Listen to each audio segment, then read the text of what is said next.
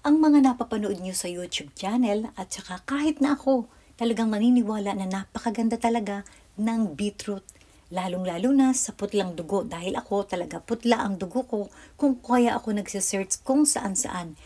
Pero dapat kayong mga nanonood at nakikinig sa mga YouTube channel ng iba ay maghanap din kayo kung ano ang magiging side effect sa inyo ng gulay na ito dahil napakaganda sa ating katawan at napakapangit naman yung ibang side effect nito. Pakinggan. So kung bago lang kayo sa channel ko, please subscribe, like, and share, and don't forget to hit the bell button para updated kayo sa lahat ng aking mga vlogs. Yung ibang mapapanood nyo sa YouTube channel ng iba ay talagang napakaganda nitong panlinis ng ating liver. Pero hindi nila sinasabi na dapat hindi purong beetroot ang iinumin ninyo. Kailangan talaga lagyan nyo na pa na ibang gulay dahil itong beetroot ay talagang makasasama sa inyong sa kidney, sa gout, sa arthritis. Kaya papakiramdaman nyo muna once na kayo ay uminom nito. Huwag kayong iinom ng purong beetroot.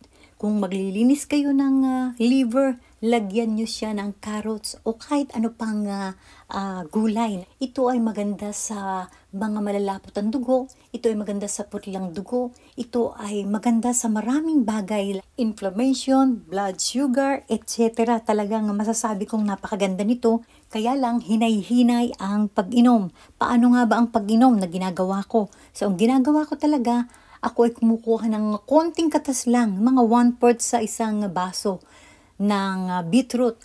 At hinahaluan ko ng punong baso ng carrots. Or nilalagyan ko pa siya ng konting lemon. Kasi nga nakapag-trigger ito ng kidney. So kung mayroong lemon ay makakaiwas ka sa pag-trigger ng kidney. Posibilidad na talagang 7 days lang ay malilinis mo ang iyong liver sa pamamagitan ng beetroot. Haluan mo pa siya ng iba't ibang gulay na pwede mong ma-blend dito sa beetroot.